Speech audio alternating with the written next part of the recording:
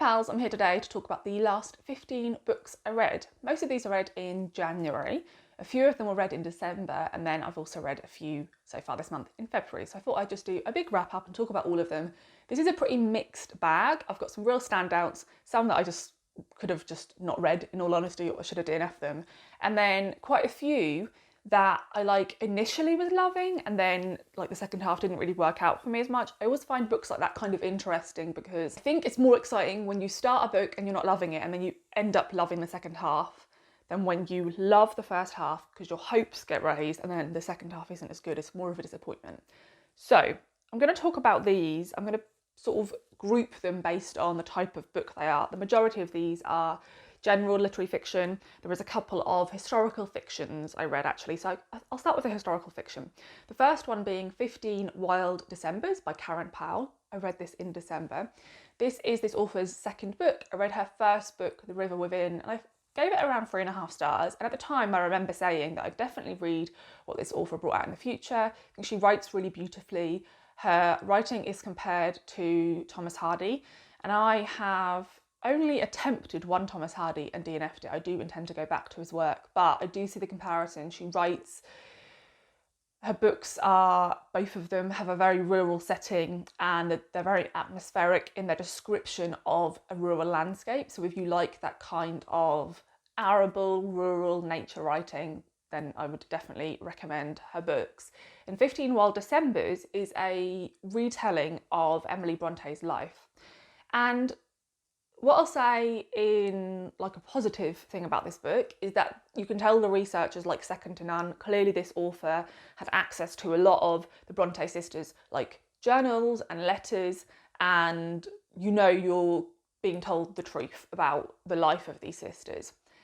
So that's excellent. Not so excellent is that their life is super fucking depressing and it feels like quite a depressing book to read. You really get the sense of hopelessness as you're reading and how the sisters all feel quite trapped and these sort of differences between them that are sort of a struggle between the three of them. And yeah, it feels like perhaps this would have been more successful as a non-fiction book, because when you tell somebody's life and you stick to the facts, lives aren't generally set out how a fictional plot would be, in that they don't have these peaks and they may be a bit slower. And even though they have super interesting lives, it did end up feeling like I was just reading to finish this book rather than there being a big climax or plot thing. So I would recommend this if you're really interested in the Brontes, if you really like books that have that really sort of rural, beautiful nature writing style. But yeah, I ended up feeling a little bit so-so about this one. And then the other one, which was a sort of similar experience, but I initially thought I was loving this book, is Learned by Heart by Emma Donoghue. A few of the books on here were on my autumn and winter TBR. I'll link that video above. I am doing okay at reading those books, although I still have about half to read and there is not that much of winter left, so I do need to get on that. So Learned by Heart is another reimagining of a historical woman's life, and that is the life of Anne Lister. So this opens in 1805 and we follow Anne Lister and another young girl called Eliza Raine, who met at a boarding school in York. And they had this sort of really tumultuous romance in their early years. And so you follow this from the point of view of Eliza Raine, who, based on a lot of research, was thought to have been mixed race with an Indian mother and a white British father, although that isn't known, but Emma Donoghue decides to go with that sort of route with this story. The writing is absolutely beautiful. I think Emma Donoghue's historical fiction writing is just mesmerising. And I love a young girl coming of age story. I love stories set in schools, in particular boarding schools. And I really enjoyed the first half of this for all the sort of minutiae of living in a boarding school. This was really slice of life. There's just lots of descriptions of these little games they make up to pass the time when they're bored, and the food, and what their rooms are like and how cold they are. And yeah, I really liked it. I checked a lot of reviews and a lot of people said they found this book just intensely boring, even in the first half, and I disagree with that. However, what I'll say is, interspersed throughout the sections in 1805, you get sections from, I think, like 15 years later, when Eliza is writing from an institution. So you know she's been institutionalised, you know things haven't worked out, and she's sort of looking back on those years. And so because of that, you know where this is ultimately going to end up. You know they're no longer together. You know Eliza Rain has been institutionalised. And nothing happens throughout the book that is very like plotty. And so when I got like 2/3 of the way through, I started to feel that thing that a lot of people were saying in reviews, that I was feeling a bit bored because I knew where this was going to go. There's no twists, there's no reveals. So I was left feeling like this novel would probably have been better had those sections from 15 years forward not been in there, because then it would have been a build and a reveal for you finding that out, unless you like already know it as historical fact. But by putting those bits throughout the novel, there was no build. And so once you'd got past the beautiful writing and all this lovely description, it's just more of that, and it didn't really like go anywhere. And I guess like their romance isn't like as epic as the original story opens it as. So yeah, I enjoyed this. I still want to read more Emma Donoghue, but I started this thinking it was going to be like a favourite read of the year, and it didn't end up being that. And the next two we read for my Patreon book club. The first one is Stolen by Anne Helen Lasadius. This is translated by Rachel Wilson Broyles. I'm going to talk about this and the next one briefly because I do like big spoilery reviews and discussions over on my Patreon, so I don't want to sort of repeat myself loads. This follows a young Sami girl who lives in what we know as northern Sweden once it was colonised, and when the book opens, she's 10 years old. She witnesses her reindeer being murdered by a local racist white man. It's this sort of coming of age story. Then it jumps 8 years and there's still tensions in the community to do with racism, and it starts to feel a bit dangerous and you start to fear for Elsa's safety. And yeah, that's sort of the premise of this one. This is being made into a Netflix show, which I think will be really good. It's also the first book in a series. I'll definitely continue to read them. First half of this, I loved it. I love coming of age stories. I love reading about people who live in more rural communities. I liked finding out about the Sami community. Second half, I felt the book got a bit like, let's make this really easy to explain to white readers, and these complex issues about this community became oversimplified for the reader. And it's a really tough one because I had a look and there's barely any books out there written by Sami writers about Sami people. And so I understand why the author decided to sort of make these discussions really overt and simplified. But I think that lack of subtlety really pulled me out of the story, because this character is introduced who basically like monologues about all the issues for you in a really simplified way that I don't think the protagonist of the novel would need to hear, because she's experienced those things. So this was a mixed bag for me, but I will definitely carry on with the series and I'm glad to have read it. And then the next one has been like the best book I've read in a while, and this was our January read, and that was The Last of Her Kind by Sigrid Nunez. This is the first book I've read by this author. I heard Bert over at Storytime talk about this book in his favourite books of the year, I think in 2022, and I thought it sounded really interesting. You're told on the back these two young women meet at college in New York in 1968. Anne comes from this really wealthy family, but she's sort of turning her nose up at everything she comes from, and she becomes quite radical. And Georgette is from a very impoverished background, a rural background, and sort of gets tangled up with Anne. You are told in the blurb that years later, Anne is convicted of murder, and Georgette is sort of struggling to understand that and looking back. Now, that doesn't happen until a fair way through the book. However, I think I agree with you being told that on the blurb, because the book opens with the tension of you being like, you know, how the hell is Anne going to end up committing murder? So it's interesting. I I loved this author's writing. I thought it was phenomenal. She's clearly so intelligent. You know, just the construction of her sentences is amazing. So I will definitely read more of her books. I love books that really intensely look at the lives of women and complex friendships. So it ticked all those boxes. I wasn't expecting to love the focus on that time and place in American culture as much as I did, but I found this endlessly fascinating.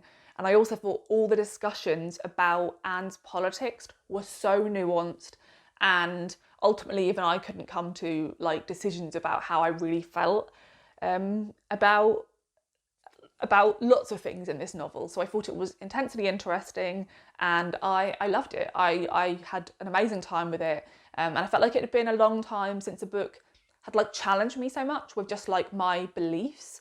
It was asking really complex questions about lots of different topics, and yeah, I absolutely loved this one. It's the best book I've read this year so far. So this month we're reading Come and Get It by Kylie Reid. My copy has just come in at the library, so I'll be going to get that soon and starting it, and I'm really excited about it.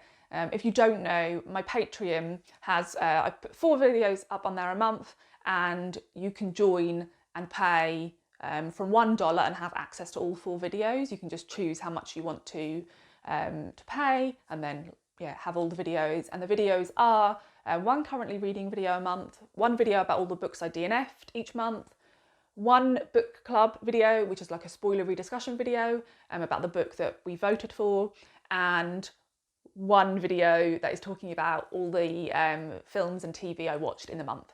So I really enjoy making those videos, and we have a Discord, we chat a lot in there, and it's just a really nice community. So if you are interested in supporting me in any way, that's greatly appreciated. I have really been enjoying having more time to make these videos. I mean, that's only possible because of the support I get on Patreon. So if you are able to, it is always in the description box, and you can go and have a little look and see what you think. So what else have I read? Okay, I also read Flight by Lynn Stager Strong. I was tempted to read this because it was set over Christmas, and I'm not someone who enjoys like Christmassy themed books that are like sort of cheerful Christmas stuff, but I am pulled to like a literary fiction book that is set over Christmas. And this is about 3 siblings meeting for Christmas with their partners and their children, and it's a bit tense because the mother of these children has recently died, and her daughter wants her house but can't afford to buy the others out. The others want to sell the house, and it's this discussion about what to do with the inheritance of this house, what their mother would have wanted.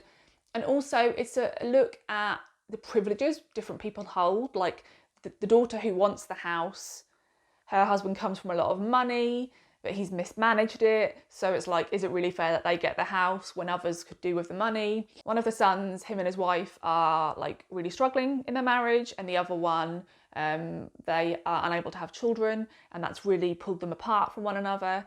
So there's all these tensions, and it's about all these characters coming together, and yeah, you sort of watching all these tensions come to the surface. So it's very dialogue heavy. I enjoyed this one.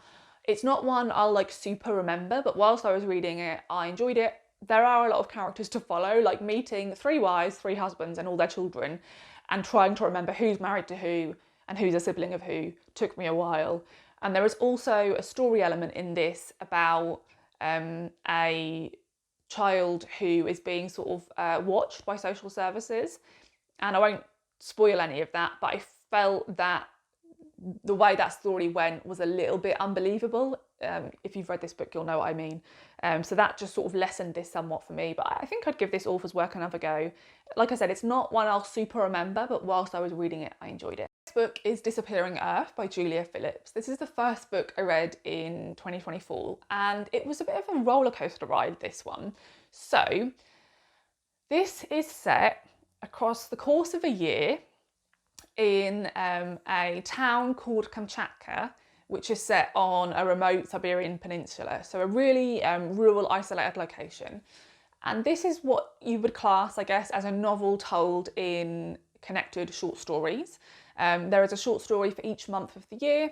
And in the opening story, you are following 2 young girls as they are abducted by a man. They are out for the day, the mother is working, they're out alone, and they get abducted. It's pretty horrible. And the rest of the stories are following women and girls in this area some of which are more connected to the case than others. Some of them are not connected to the case at all, and it's just mentioned in passing as something in the news, like, oh, the girls still haven't been found, like, I wonder what happened to them. And in the course of these stories, you really get to understand the region, and in particular, the life of women and girls in the region. So, first 3 stories, I thought, this is amazing. I'm reading a 5-star read as my first book of 2024. What a way to start the year. I love stories from the perspective of young girls. If you've been watching the channel for any length of time, I'm sure every time I say that, somebody rolls their eyes because I say it so often. So like, that's a way to get like a 5-star out of me. Like, I just love stories about young girls. The first 2 stories are both from the perspective of young girls. The first one, as I said, being the sisters who are abducted. The second one is a young girl who is completely disconnected from them, that is also out in the community. She's around their age, she's not being looked after, and so it's sort of a discussion about what it's like for single mothers in the area and how judged they are about their children, looking after themselves at quite a young age. And I love those 2 stories. And then from story like 4 to maybe 8, I was like, oh my God, this is like such a letdown. I feel really depressed. The stories are all really depressing. And usually I read quite bleak books, but I don't feel depressed by them. But I've said this before, I feel like there's a distinction between a book that's about depressing things and a book that has like a depressing, hopeless tone to it. And I started to feel that this book had that tone. Now, I was interested in whether the author had a connection to this region, whether she was from there or whether her family was from there, because quite a few of the stories are from the perspective of Indigenous people from the region, and the stories are interested in the conflict between the white settlers and the Indigenous people. And there's lots of racism in the community. In particular, there's an assumption that the man who abducted the children must be an Indigenous man.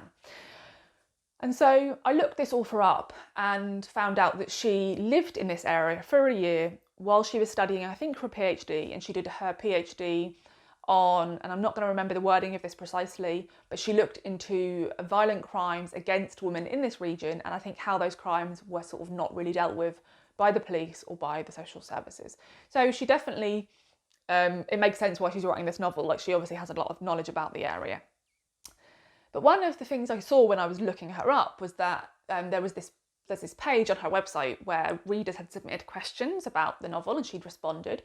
And one of the questions a reader had submitted was it your intention to make it so that in every story, a woman had a choice to either end a bad relationship, like to leave this man, or to escape the region for better opportunities, but in every story decide to stay in that bad relationship, to stay in this place of no opportunity? And the author responded and was like, oh no, I hadn't made that conscious decision, but now you say it, I recognise that is what I did. And I guess that is reflective of what I saw in the time I lived in this area, because it is a place of really low opportunities, in particular for women, and many women do stay in bad situations because just financially they can't afford to leave, whether that's leave the area or leave a bad relationship. But the problem was, as the stories started to blend together a little bit because of that, and also they felt very hopeless and quite depressing. So I was a bit like, oh, I'm really not enjoying this as much, really gutted. I did have COVID at the time, so perhaps my mood was affecting my enjoyment of the novel.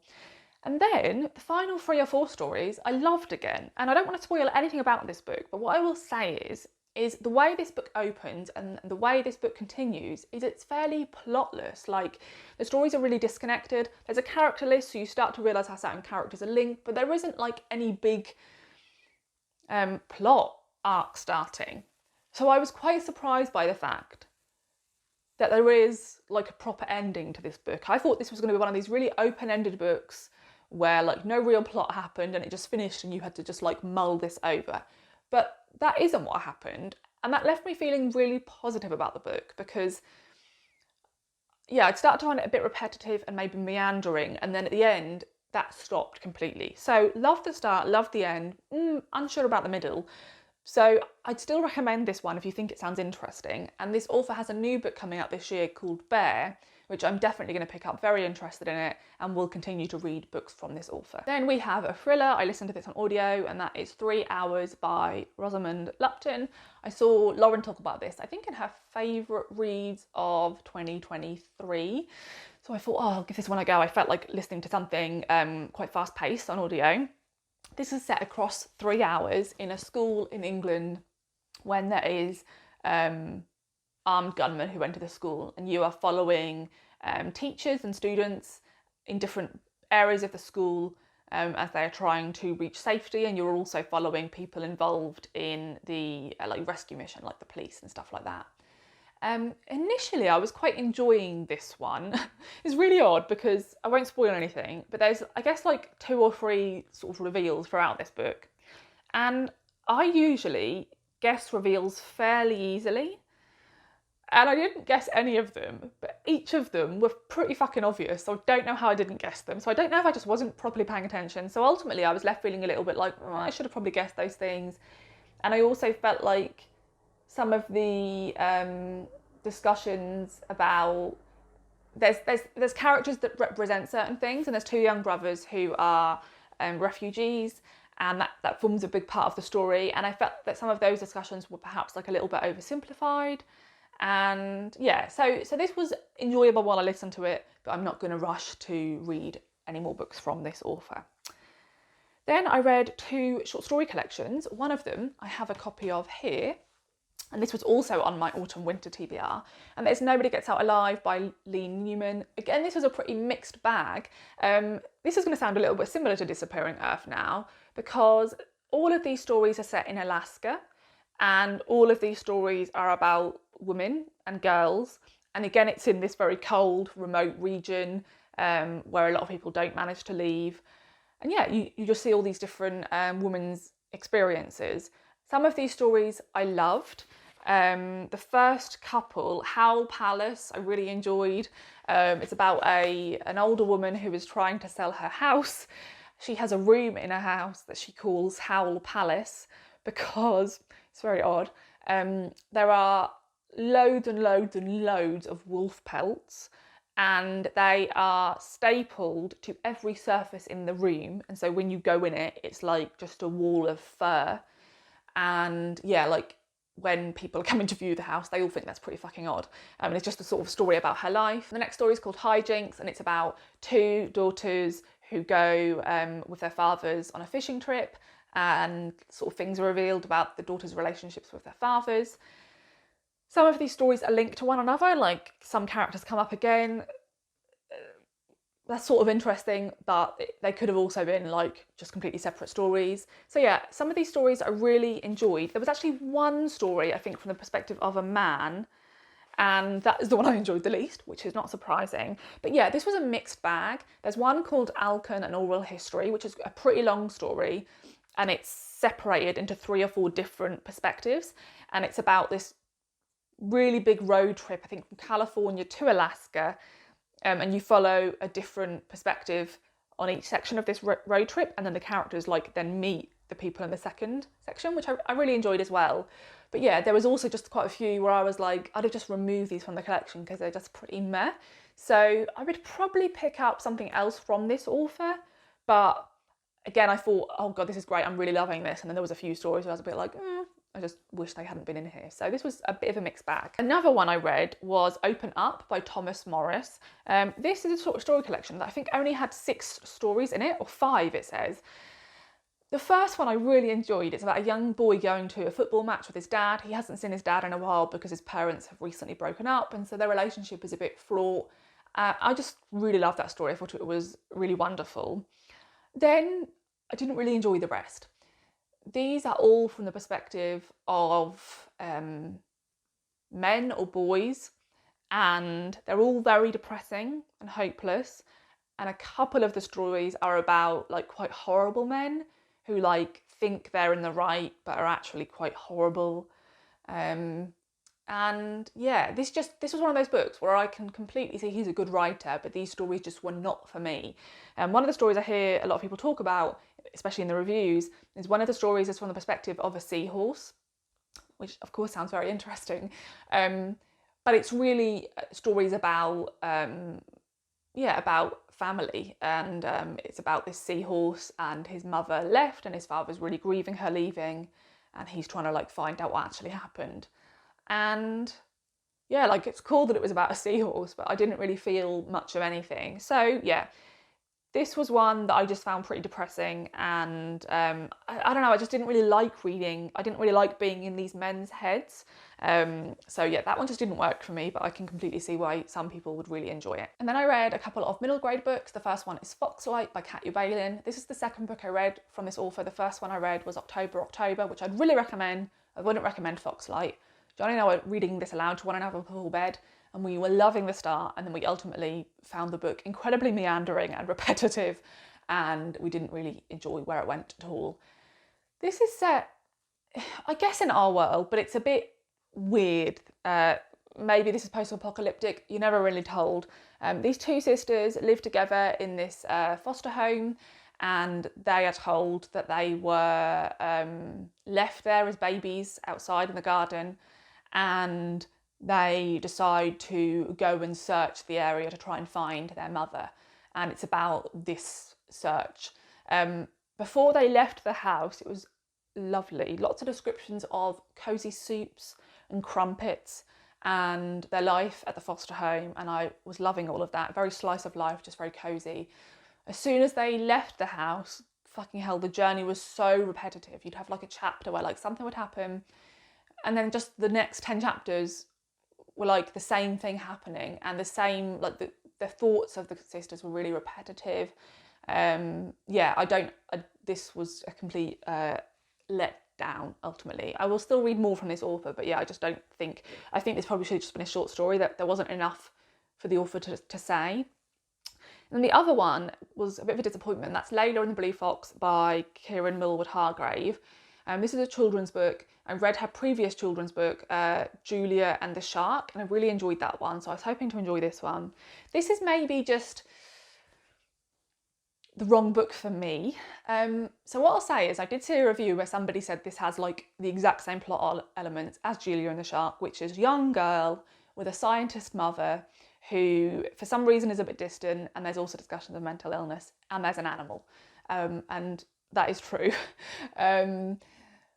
But I didn't really notice that when I was reading it. I initially really liked this. The way this book opened I thought was really good. But ultimately, this book is following this young girl, Layla, as she goes to stay with her mother, I think in Norway, and her mother is a meteorologist, but she's part of a project where they are following this Arctic fox as she makes this really long journey in search of a habitat to live in because of climate change. And this was a real journey that a real fox made, and she was tracked. And yeah, you follow Layla as she sees her mother again after many years, and yeah, this adventure. So I have two issues with this book that are more about like my personal experiences. Firstly, my degree was in conservation. It was many, many years ago, but like the same rules still apply in terms of how conservation projects work. And this book just like broke all the rules. Like you would not have been allowed to take a child on the boat. You would especially not have been allowed to take them like out on the ice to do certain things. There's just loads of things about this that wouldn't work in the way they're told in this story. And then secondly, my career for the last 8 years has been working in research funding at universities. And so I also know how it works when a research project is funded, which this project is. And they do so much stuff that again would not be allowed because it's being funded by like an external organisation. And so by the time I got to the bit where they actually start tracking the fox, I was just like annoyed because everything was just incorrect. Now I know this is a children's book, but I find this sort of thing frustrating because with a little bit of research you could find out that like just none of this stuff would be allowed to happen. So I think this is just a me thing. Like I think, yeah, I would still read other books from this author, middle grade books, but I just think that this book being in two worlds that I have a bit of experience in and like not being true to those fields just was frustrating for me. Then we're down to the last four, and I have 4 non-fiction books. The first one is a graphic memoir and that is In Limbo by Deb J.J. Lee. I really enjoyed this. This is a graphic memoir, and it's advertised as like a YA graphic memoir because this is a sort of coming of age story about the author's life. But I wouldn't necessarily say this is specifically for teen readers. Like, I think anyone could read this book, and it does deal with some quite difficult sections, so I'll say that.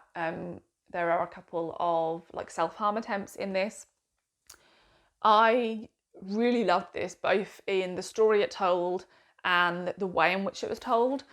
So the colour palette is all this sort of like washed blue, and there are random sections where there's like drips on the page, and firstly I thought, oh, like, is this damaged? But it isn't. It's as though there's like rain or tears on the page, and I think that really worked with like this this really somber mood throughout the book. So the author was born in Seoul in Korea, but was moved over to America when she was quite young, and she's sort of moved in quite a few times and lived in each state for like a few years, and dealt with a lot of racism from sort of everyone around her in the community. And she's really struggling to find her place. She's also having quite a lot of trouble at home. Her mother can be quite abusive and puts a lot of pressure on her to do with academic success. And this is about her trying to find her footing, her to try and find friends, and something she feels happy at. And yeah, I just thought this was a wonderful read. Sometimes I have concerns with these type of memoirs that they'll be really simplified in order to fit the story in, this few pages in terms of how much writing is actually on the page. But I think she really excellently got this story across. And there's actually a section at the end, after you've read the graphic memoir, where she explains that she had to like make a few moments be like compressed into one memory in order to have the memoir flow better, because obviously you can't possibly fit everything into this type of medium. And I really was glad of the inclusion of that sort of essay at the end, because it really made sense of how somebody would sort of put their life on the page in this way. I just thought this was beautifully done. It didn't feel, I think sometimes these books again can feel really surface level, really fast paced, and this is the opposite. I think this is really nuanced, it has a lot of depth, and it's very slow paced, and you really get a sense of the struggles that this author had throughout her teenage years.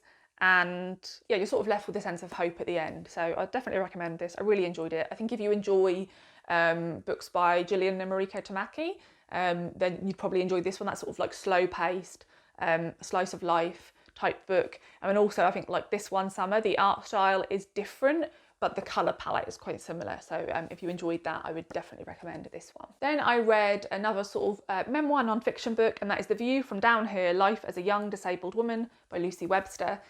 This is a fairly recent release, and this is quite a short memoir. I think it was less than 250 pages. A really sort of quick read. The author has cerebral palsy, so she's a wheelchair user, and this book explores a couple of, I guess, central themes. One is what that is like in terms of dating, and one is about what it's like to want to be a mother if you are a disabled person, in particular a wheelchair user. And I thought it explored both those topics really well. Lucy Webster has full-time carers, and a lot of the book examines what it's like to have to like manage that. And I thought that was a really interesting perspective to discuss how much time you have to spend on like admin. Like, for example, her carers work in 8-hour shifts, and like if one of them calls in sick, she has to like last minute find somebody else who can step in. Her parents are able to do that, but she doesn't really want that to happen anymore. Like, she's this independent adult who lives alone. She doesn't want her dad to have to come and look after her. So yeah, a lot of the book is about like the background admin of being a disabled person that we don't necessarily see. Of course, the book really delves into ableism. In particular, she tries to join a lot of dating apps, and when she sort of emails them and explains her situation, they basically tell her like, yeah, we can't find anyone who would want to date you, so we suggest you don't use the app, which is obviously deeply offensive. And like I said, she wants a child, and a lot of people sort of judge her for that and don't think she should have a child because, well, if you need a carer, then that's not fair on your child. And so she's tackling these really complex topics. I enjoyed this. I would read more from this author, but what I'll say is, because this book is only around 200 pages and it's quite large font as well, it's quite introductory to these discussions, and I think this is a really good like entry point for people. But I'd have been happy for this book to be like double the length and explore all these discussions a bit more deeply. And then I read The End of Policing by Alex S. Vital. So I was expecting to love this, and ultimately this was a bit of a mixed bag for me. So I guess I have to preface this with my opinions. I am very anti the criminal justice system as it's currently set up in countries like the US and the UK, but most countries over the world. I don't think it makes sense to try and fix something after it has occurred. I don't think it makes sense to punish people but not rehabilitate. And I think that we should be putting money into social services that could prevent people from having lives where they feel the need to commit crimes. So I went in this in complete agreement with the author, in that, I don't think we should keep putting so much money into the police force. I don't think the police force should be asked to deal with certain aspects of society that should definitely be dealt with by, for example, social workers and things like that. So this book has a couple of introductory chapters, and then it's split up based on topics. So for example, there's like a chapter on gang crime, there's a chapter on sex workers, there's a chapter on homeless people, there's a chapter on people who have mental health problems and they come into contact with the police because of that. I think the structure worked really well. I think this was, just firstly in terms of writing style, it's quite dry. There's no real like passion behind the author's voice, and that's just a decision the author made. A book like The New Jim Crow by Michelle Alexander, you can really sense her anger and her passion when she's talking about the topics, and that didn't take away from any of the sort of academic information she was giving you, but it delivered that with more of an interesting perspective, and I felt that was lacking from this, but that's fine. Like when I want to learn things, I'm sort of okay with it being told in this rather dry way. My issues became that the more I read this book, the more I felt that, I don't know, at points he uses wording that I don't think was the best choice. There's a point when he says something about homeless people, and he sort of agrees with the fact that we don't want to see homeless people on the streets, like littering and like urinating. And the way he says it is a bit judgmental. There's a couple of points like that. Throughout the chapter about sex workers, sometimes he calls them sex workers, sometimes he calls them prostitutes. This book was written at a time when we'd all accepted that that was an outdated term. There is a section where he's talking about, I can't remember what group of people he's talking about, but he's saying like we're wasting time with these people, and he says we should be focusing on the real predators. And I think that's a really dangerous word choice, because of course there was a time when lots of American politicians started using the term super predators, and they were referring to young black men, and it became a really racialized word. And I think in a book where somebody's talking about policing and how inherently broken the system is, to sort of use terminology that is used by people who are the opposing group wasn't the best choice. And yeah, I also just think that, like, I don't know, at points I didn't think he was like as into being like anti-police as like the front cover of this book would make you think. I don't know. And then also there's an extra chapter added at the end. I think it was added in 2021. And I think without that chapter being added, like, the book just sort of ends. So of course I read this issue that has this more sort of wrapped up version, but I can't imagine having read the previous issue where the book just sort of ends and he doesn't really talk about like what we can do going forward. So So yeah, this was a bit of a mixed bag for me, and I was hoping to really love this one, so it's a bit of a shame. And then lastly, we have How to Say Babylon by Safia Sinclair. I listened to this one on audio over on Everand, which I would highly recommend because Safia narrates this audiobook and she narrates it beautifully. This is a really poetically written book, very lyrical, very beautiful. So I think it must be lovely to read it on the page and to like see all those words, but I really enjoyed her performance of it. And yeah, I really think it added to the story. So Safia Sinclair was born in Jamaica to Rastafarian parents, and her father became progressively more strict in his adherence to the faith and his interpretation of the faith as she grew up, and that led to her leading a pretty awful home life, really. Her parents were very intent on them being educated. So her two sisters and her brother are all really high achievers, and were given sort of every opportunity their parents could afford for them to be highly educated. They got a lot of scholarships and worked really hard.